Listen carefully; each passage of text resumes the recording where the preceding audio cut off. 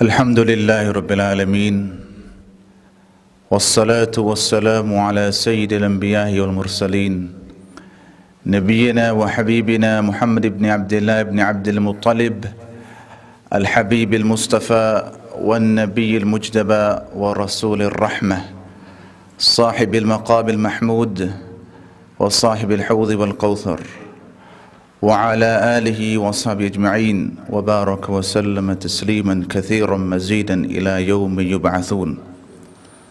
أما بعد، فقال الله سبحانه وتعالى في كتاب الله بعد أعوذ بالله السميع العليم من الشيطان الرجيم: يا أيها الذين آمنوا هل أدلكم على تجارة تنجيكم من عذاب أليم.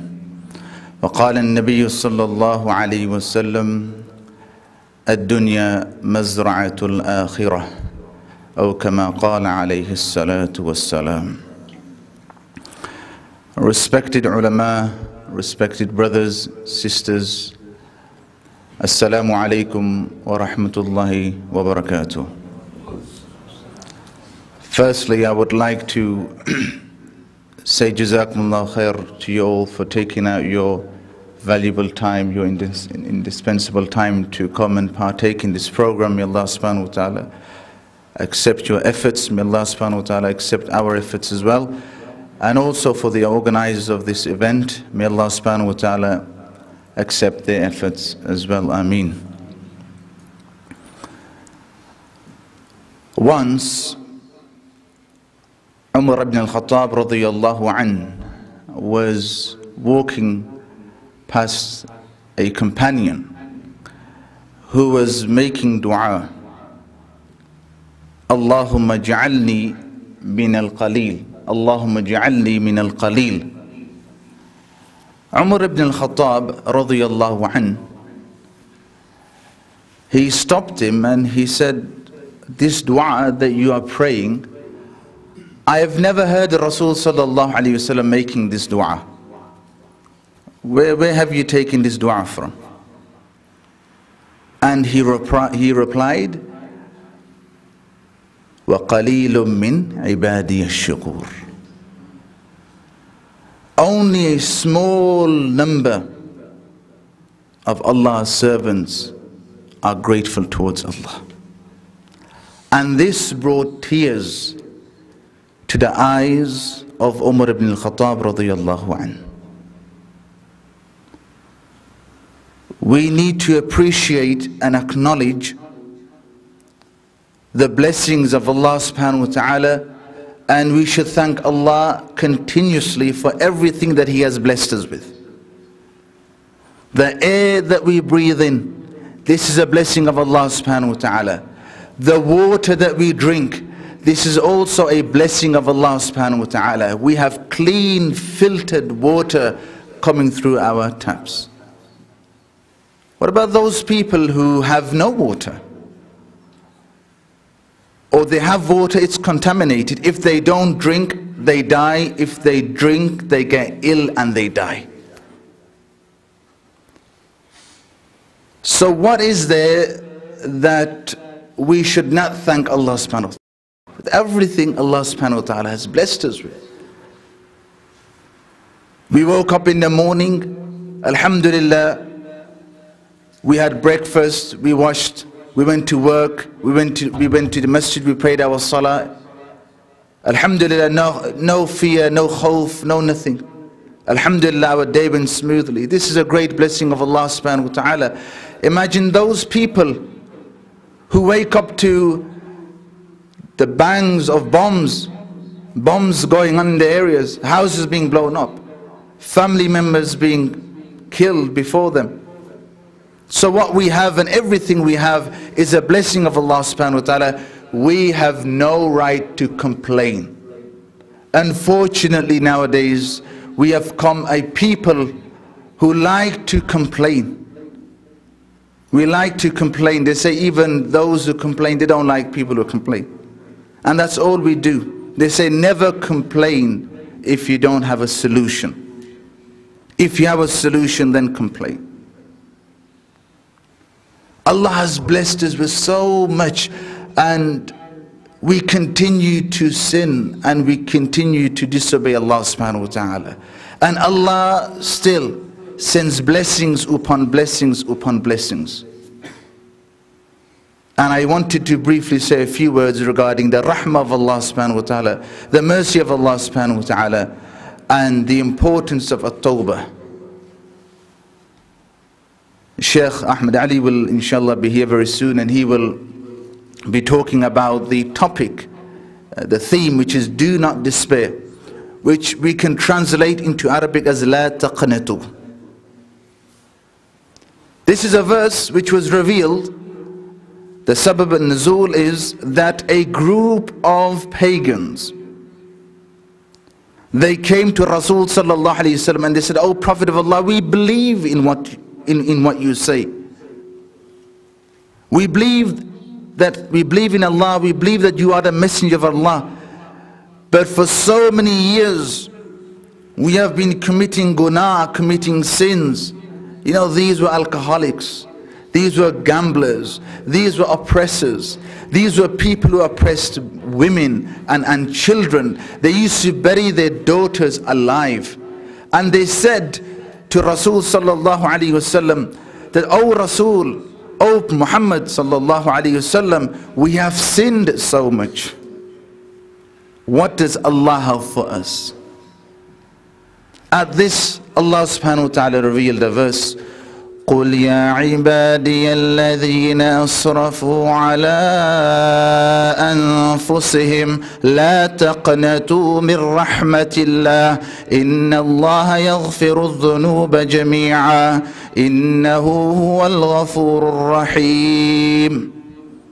Say, O Rasul sallallahu alayhi wasallam, Ya ibadiya alladhina asrafu. Look at the way Allah is addressing those people. These were oppressors, these were gamblers, these were the gangsters of that time. And they came to Rasul sallallahu alayhi wasallam. This verse is being revealed for them, and Allah is saying, Ya ibadiya alladhina, O my servants. Ya ibadi. Look at how Allah is addressing them. Ya ibadiya alladhina asrafu ala anfusihim. Those who have oppressed themselves, yani those who have engaged in sins. La taqnatu min rahmatillah. Do not lose hope in the mercy of Allah subhanahu wa ta'ala. Inna Allah yaghfiru dhunuba jami'a. Indeed, Allah will forgive all sins. Innahu wal ghafurur rahim. Indeed, Allah is most pardoning, most forgiving. La taqnatu min rahmatillah. Do not lose hope in the mercy of Allah. And the greatest innovation that we have today, the greatest bid'ah in our deen that we have today is hopelessness. To lose hope. There is nothing greater, there is nothing bigger. This is the greatest innovation, because as Muslims, Allah subhanahu wa ta'ala has mentioned verse after verse. Allah has mentioned about His rahmah, Allah has mentioned about His mercy, Allah has mentioned how He will forgive each and every sin except that you do shirk. That is the one sin Allah will not forgive, to associate partners with Allah subhanahu wa ta'ala. Everything else Allah will forgive. So Allah says, La taqnatu min rahmatillah. Do not lose hope. Do not lose hope in the rahmah of Allah subhanahu wa ta'ala. Musa alayhi salatu wasalam, followed by 600,000 Banu Israel, the children of Israel, they escaped from Fir'aun. They escaped from Fir'aun in the darkness of the night. They reached the sea. Ahead, there's no way out. Behind, you have Fir'aun and his army coming behind. And what did the children of Israel say? They said, "Oh Musa, what have you done? There's no escape route. The sea ahead. Behind, we have the army of Fir'aun. We are going to be slaughtered. We are going to be murdered. We were better off living under the rule of Fir'aun and being oppressed than to be murdered here in the middle of nowhere." And Musa alayhi salatu wasalam said, "Kalla inna rabbi sayhadin." Indeed, this will not happen, for my Rabb will defend me, my Rabb will help me. And as soon as he made that statement, Allah subhanahu wa ta'ala opened the sea for them. He opened the sea, split open, and Musa alayhi salatu wasalam, followed by his disciples, followed by his followers, they peacefully crossed that sea. And who was next? Who came behind them? It was Fir'aun and his army, and they were drowned. That very sea, they were destroyed and they were drowned. Inna fi dhalika la'ibratan liman yakhsha. And despite the sins that Fir'aun committed, Allah was still willing to forgive him. Allah was still willing to have mercy upon him. Allah said to Musa alayhi salatu wasalam, اذهب إلى فرعون إنه طغى فقل هل لك إلى أن تزكى وأهديك إلى ربك فتخشى.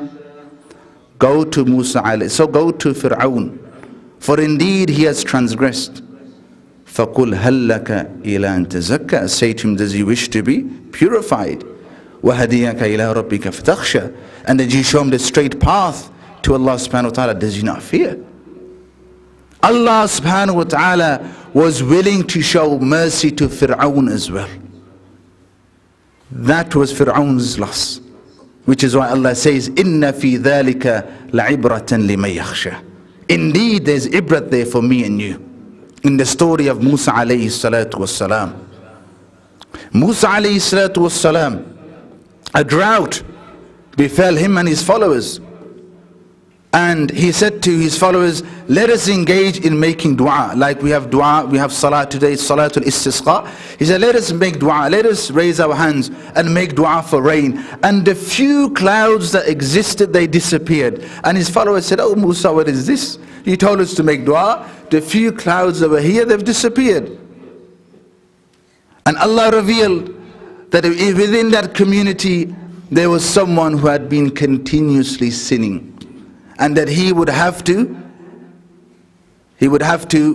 move aside. He would have to move aside from that community. He would have to step out, and only then would Allah subhanahu wa ta'ala send rain.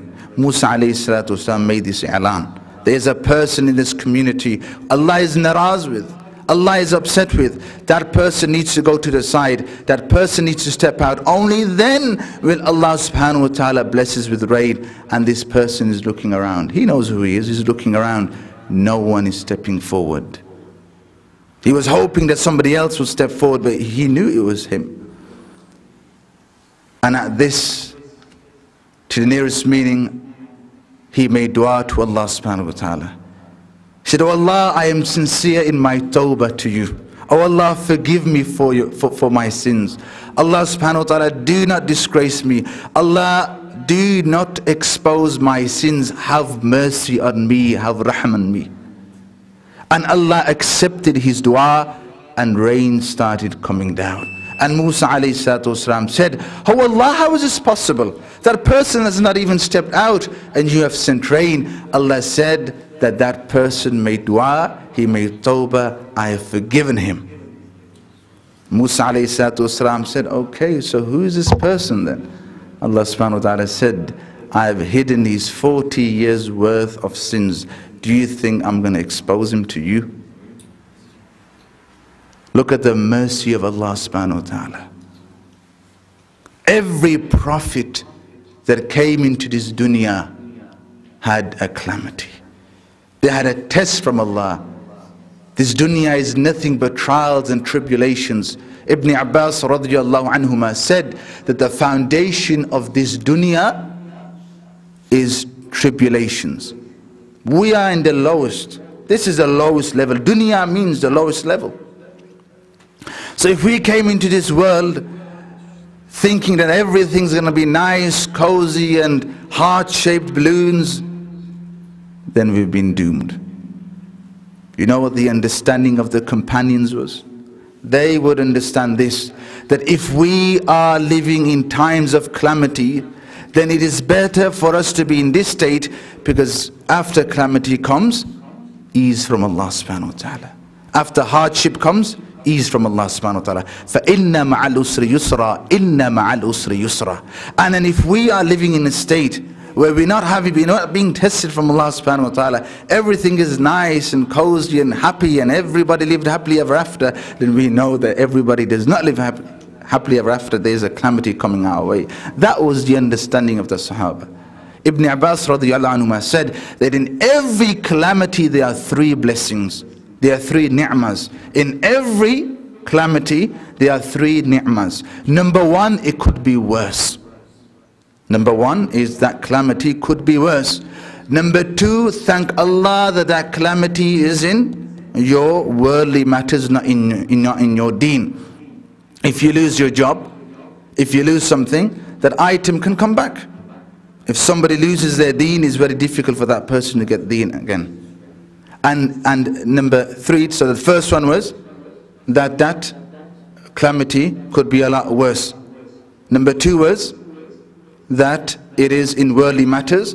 And number 3, that the calamity is in this world, for the problems and calamities and tribulations of the hereafter will be a lot more tougher than this world. So with this in mind, everything that we see happening around us, and when we say, oh, we give up because Muslims are being persecuted everywhere in the world. But this is how Allah wanted it to be. And in life we have to go through problems. You know, have you seen, for example, when you go to the doctors and you are in need of an injection? There was a clip once somebody sent to me. There's a little child and he goes for an injection. And his father said, just close your eyes and read A'udhu Billah and it'll be over. So that child is sitting down and the nurse goes near him and he's crying, and it's gone.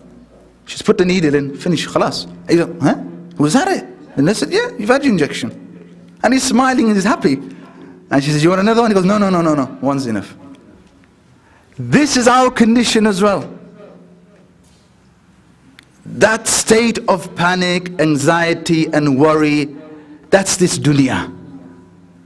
Allah wants to give us something big. That injection you have because you know it's going to help you. It's going to remove your illnesses. This dunya is the same. It's like a father who throws his child in the air. He holds him, then he throws him in the air. And just that moment, that child is panicking. He's in a state of anxiety. But when he comes back into the hands of his father, he is in safe hands.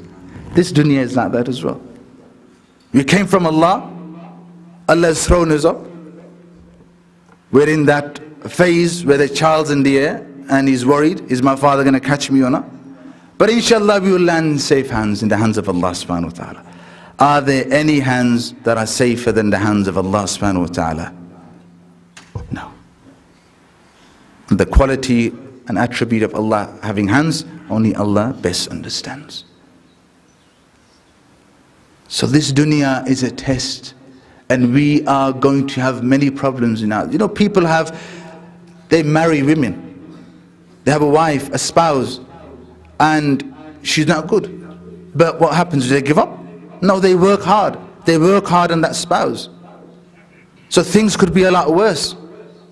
But as Muslims, as I've mentioned, the worst bid'ah is giving up hope in the mercy of Allah subhanahu wa ta'ala. We've all prayed Surah Rahman. Ar-Rahman, allama al-Qur'an. Ar-Rahman, and then followed by a full stop. One word, full stop. Now this goes against the norm of the Qur'an. Every verse in the Qur'an is made up of at least 1 or 2 words. Minimum 2. وَالضُّحَى وَالْعَصْرِ. Ar-Rahman, 1 word. We have the huruf muqatta'at, alif lam mim, alif lam ra. But those words, only Allah knows the meaning best. But here, Ar-Rahman, Allah wants us to stop. What do we do on the ayat? Do we carry on? We stop. We stop. Full stop. Ar-Rahman, stop. Think of the mercy of Allah. Where does the word, what are the original root letters of Ar-Rahman? Ra, Mim, Rahim. A mother's womb is known as Ar-Rahim as well. From the day she is given news that she is pregnant, her complete life, her whole life changes. Look at the love for this unborn child. Look at the love for this unborn child. She's not even seen the child yet. She doesn't even have a name for that child yet. But her diet changes. The work gets less. The husband, the father-to-be of this child, when he finds out that his wife is about to have a child, he also starts to partake in the house chores as well. Though he doesn't want the community to know. Unfortunately, that's our culture. And Rasul sallallahu alayhi wasallam, who is our best example, لَقَدْ كَانَ لَكُمْ فِي رَسُولِ اللَّهِ أُسْوَةٌ حَسَنَةٌ. And he was someone who would wash the dishes. He is someone who would wash the dishes. He would milk the goat. He would help out. Sauda radiyallahu anha was very short in height. I'm talking about the mercy of Rasul sallallahu alaihi wasallam, because Rasul sallallahu alaihi wasallam was sent as a source of mercy. وَمَا أَرْسَلْنَاكَ إِلَّا رَحْمَةً لِلْعَالَمِينَ. Not for the believers, لِلْعَالَمِينَ, for mankind. She was short in height. She could not mount on the camel. Rasul sallallahu alaihi wasallam would put his blessed hands down, and she would put her foot or her feet on the blessed hands of Rasul sallallahu alaihi wasallam, and then she would mount on the camel. Who saw this? The companions. They have narrated it. This is equivalent to me and you opening the door for our wives. How many of us open the doors, the car doors for our wives? We don't want to do that because people are going to talk. Look at the mercy of Rasul sallallahu alaihi wasallam. Once his wife fell, Sauda radhiyallahu anha, she fell from the camel, and he started to wipe her tears away. Khair, don't cry, it's okay, don't worry. If it was our wife, what would happen? You need to go Specsavers in the morning. What are you doing? You blind? Look at Rasul sallallahu alaihi wasallam's character.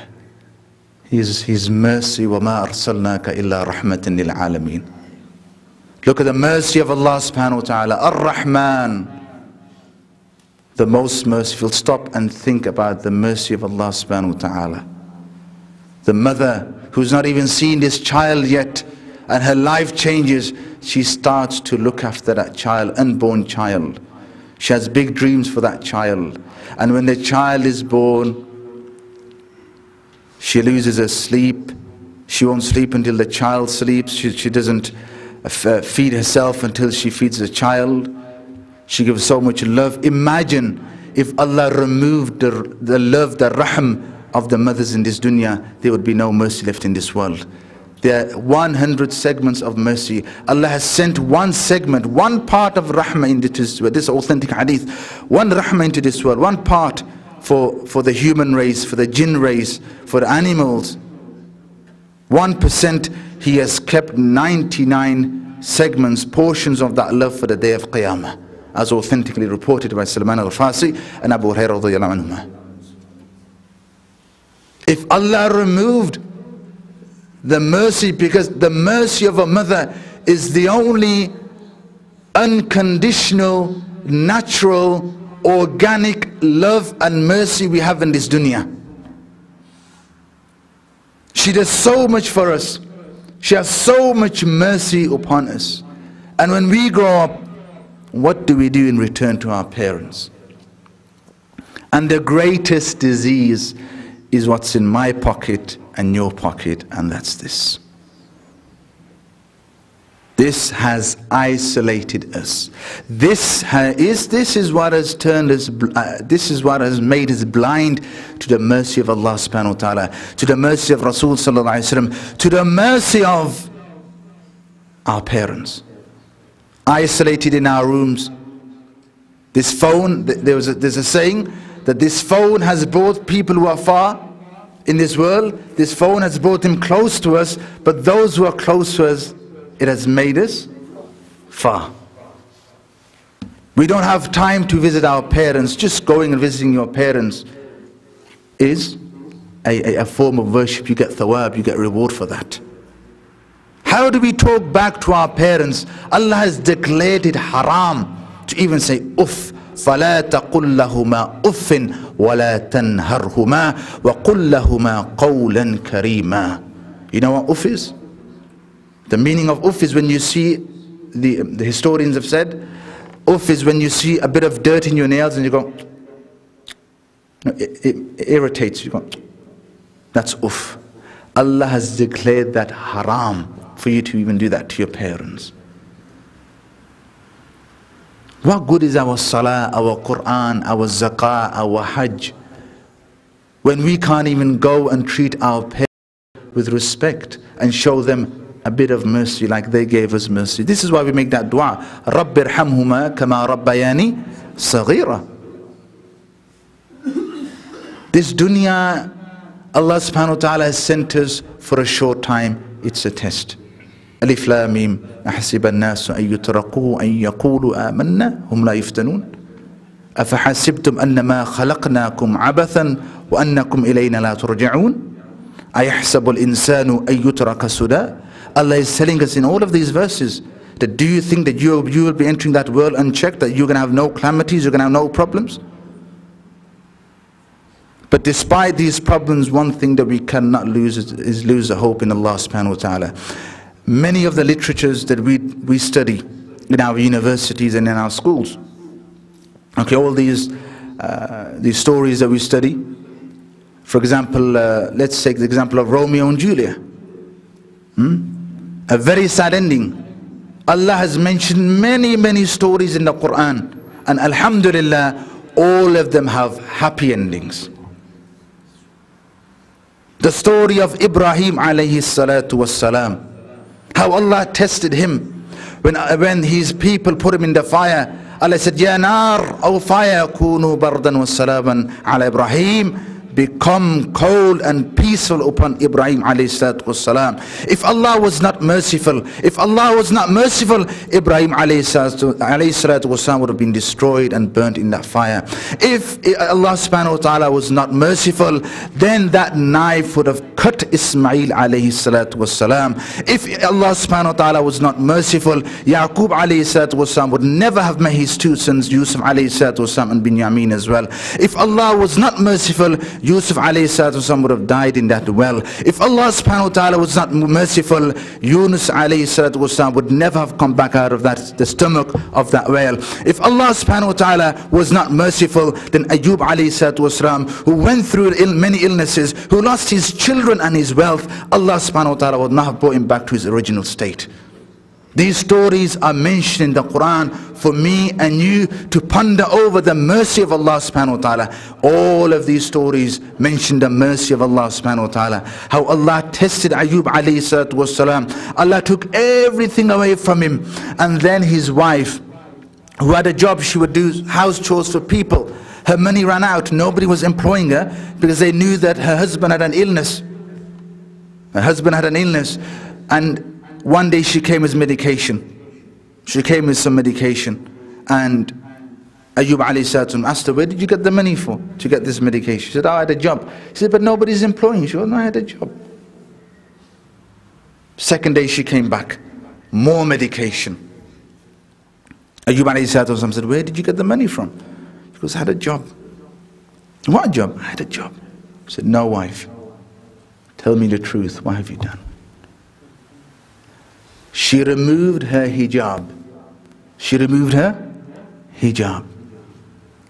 She had sold her hair to get money and get medication for her husband Ayyub alayhi salatu wasalam. That was their state. And Shaitan came. He said to her, this was Rahma. He said to her that, mashallah, her name is Rahma as well. He said, look at your Rabb, what he's putting you through. Tell your husband he's a prophet to change your state, to change your condition. Look how much you're suffering. So she went to her husband. Sometimes we all fall victims of the deception of Shaitan. And she went to her husband and she said, I don't wish to complain, but how long is your Rabb going to keep us in this state? He said to her, well, how long has Allah afflicted me with this illness? She said, about 7 to 8 years. He said, Allah blessed me for 80 years. Allah blessed me for 80 years. Where is 80 years and where is 80 years of blessings and where is my 6, 7, 8 years of suffering? But as I mentioned, all of the stories in the Quran, happy ending. And our life, inshallah ta'ala, bi'idhnillah, will also be a happy ending as well. And we are never going to lose hope in the mercy of Allah subhanahu wa ta'ala. You heard the story of the man who killed 100. He killed not 1, not 2, 100 people. And Allah subhanahu wa ta'ala had mercy upon him as well. That woman who engaged in guna, in zina, I don't wish to use the word, in the house of Allah subhanahu wa ta'ala, and she fed a thirsty dog and Allah forgave her as well. Look at the mercy of Allah. Allah is saying, come, come, come, but we refuse to go to Allah. You know, if you have a friend, a close friend, and you go to him, let's take the example of you borrow some money from him. You say, I need 500 pounds, I'm buying a car, I'm short. He says, take it, don't worry, you know, take it, give me back whenever you want to. A couple of weeks later, you go to his door, you ring him again, I need 500 pounds more. Car's broke down, I need to get it fixed. Yeah, take it, you know, take another 500. Third time you go back to him, you knock his door, you ring him, he's not going to open the door and he's not going to answer his phone as well. He knows you're after something. He knows you want money. You go to your friend's house, mashallah, the first time, biryani, halwa, chai, everything. Second time, if you're lucky, tea and biscuits. The third time, he doesn't even open the door. Because they got sick and tired of us. They don't want to see us again. They know he's only benefiting from me. Allah says, come, come, come. But we don't go to Allah. Allah is calling me and you right now. But we don't go to Allah. Look at Allah's mercy. A few incidents I've just mentioned before you. Stories of, look at the Ashab Kahf. MashaAllah, the surah we read on Yawmul Jumu'ah. A community oppressed 7 to 8 individuals for believing in Allah. One day they were going out for a day of celebration. 7 or 8, as mentioned in the Quran, each one of them hid from their communities. They went to a hideout. 7, 8 of them, they met each other, but they still didn't know why they were there. None of them knew each other. They didn't know each other from there. One went to that place to hide. The other one thought that's a good place to hide. He went there as well. The third one. All 8 of them ended up in one place. Only when they were caught and put on the spot before the king, only then did they realize they were all believers. They were all hiding away from the ruler. And then Allah subhanahu wa ta'ala, look at them when they escaped from the ruler and this qawm, this group of people who were continuously oppressing them. When they escaped and they went into this cave, Allah subhanahu wa ta'ala put them to sleep for 300 plus 9 years. One of the greatest miracles in living history. They were asleep for 300 years. Imagine me and you going to sleep for 300 years. And Allah kept them alive. Why? Because they were not worthy. They were not worthy of the time that they were living in. Because 300 years later, when these same people woke up and they went into that community, they were treated like heroes. Battle of Badr. What is the greatest lesson that we learn from the Battle of Badr? 313 weak, kamzor, da'if, Sahaba, companions of Rasul sallallahu alaihi wasallam, who have no weapons, 1 horse, 70 camels, against over 1,000 well-armored, trained pagans of Makkah. Each one of them was a camel, each one of them with a horse. Allah subhanahu wa ta'ala sent angels down to defend the deen of Allah subhanahu wa ta'ala. Why is it today that we are concerned? Yes, and it's a good thing to be concerned about the state of Muslims in Palestine and Halab and fi kulli makan and all around the world where Muslims are being oppressed. That is a sign that our iman is strong, because we have feeling towards our believers. But why is it we have turned a blind eye on our own families? our own children. We worry about what's happening in Pakistan, in Bangladesh, in Iraq, in Somalia, and so on and so forth. But why is it that closer to home we are not worried about the drugs that are being sold in our communities, the women who are out in the streets for the wrong reasons, about what our children are doing, and we have fallen silent? We don't have enough courage to sit down with our children and try to guide them onto the straight path. Is this the deen Rasul sallallahu alaihi wasallam brought for us? If Rasul sallallahu alaihi wasallam was here today, what would he have said? What would have been his reaction? And achieving Jannah it's not hard, it's not difficult. A woman who sinned all her life, she fed a thirsty dog, Allah bless her with Jannah. Our lives have been, there was a transaction done before we even came into this world. إِنَّ اللَّهَ اشْتَرَى مِنَ الْمُؤْمِنِينَ أَنفُسَهُمْ وَأَمْوَالَهُمْ بِأَنَّ لَهُمُ الْجَنَّةِ. That indeed Allah has bought from you your nafs, your lives, your wealth, in exchange of Jannah. So all you need to do is sacrifice a bit of time for Allah subhanahu wa ta'ala, sacrifice a bit of wealth inshallah with sincerity, and inshallah you will be from the companions of Jannah, and from also from amongst the companions of Muhammad Rasulullah sallallahu alaihi wasallam. Achieving Jannah is not difficult, it's just getting the small things done properly. So the foundation is to have taqwa at all times, to have mercy in Allah subhanahu wa ta'ala. In another place, the verse I mentioned, Allah subhanahu wa ta'ala mentions a transaction deal for us. Ya ayyuhalladhina amanu hal adullukum ala tijaratin tunjikum min adhabin alim. Here's a transaction that will save you from the punishment of Allah.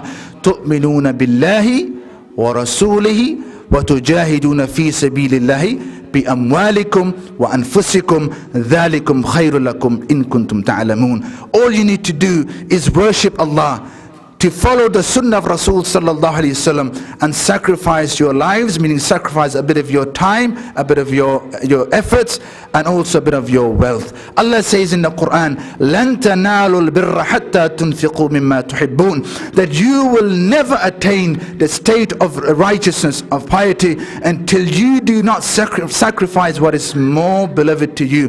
And even though this verse was revealed, and in generally people use this verse for sacrificing wealth, the most beloved thing to me and you is our life. Yes or no? Who wants to die? Anybody wants to die tonight? No, we're not ready. Nobody wants to die. But if we take that meaning of our lives, لَن تَنَالُوا الْبِرَّ حَتَّى تُنْفِقُوا مِمَّا تُحِبُّونَ, you will not attain, you will not reach the level of piety until you sacrifice what is most beloved to you, and that is our time. Ad-dunya mazra'atul akhirah. This world is plantation for the akhirah. We want to invest in the akhirah. We don't want to invest in this dunya. Whatever we have is a blessing from Allah subhanahu wa ta'ala. We'll take it, we'll say Jazakallah. We started off this bayan with the importance of thanking Allah subhanahu wa ta'ala. We'll thank Allah subhanahu wa ta'ala. We will do His shukr. But at the same time, we will worship Allah, we'll be grateful towards Allah, and we will never lose hope in the mercy of Allah subhanahu wa ta'ala. There are three ways, there are many ways where we can achieve the mercy of Allah subhanahu wa ta'ala. One is simply by following the commandments of Allah and His Rasul. وَأَطِيعُوا اللَّهَ وَأَطِيعُوا الرَّسُولَ لَعَلَّكُمْ تُرْحَمُونَ. Also by having taqwa. وَهَذَا كِتَابٌ أَنزَلْنَاهُ مُبَارَكٌ فَاتَّبِعُوا وَاتَّقُوا لَعَلَّكُمْ تُرْحَمُونَ. And also by reading and listening to the Quran. وَإِذَا قُرِئَ الْقُرْآنَ فَاسْتَمِعُوا لَهُ وَأَنصِتُوا لَعَلَّكُمْ تُرْحَمُونَ. There are many other ways where we can achieve the mercy of Allah subhanahu wa ta'ala. But the lesson that I wish to leave with today, and we need to understand that this dunya will never bring us happiness. We're only here for a short amount of time. Remember that injection, remember that child in the air. This is that, إِنَّ الْإِنسَانَ خُلِقَ هَلُوهَا. Allah subhanahu wa ta'ala has made insan in a state of anxiety. We are going to worry. And if we've got nothing to worry about, then we still need to worry that there might be a calamity coming or befalling us, because Allah subhanahu wa ta'ala, truly Allah subhanahu wa ta'ala tests those who are most beloved to Him. Jazakumullah khair for listening. Wassalamu alaikum wa rahmatullahi wa barakatuh. Wa sallallahu wa sallam baraka ala nabiyyina Muhammadin wa ala alihi wa sahbihi ajma'in.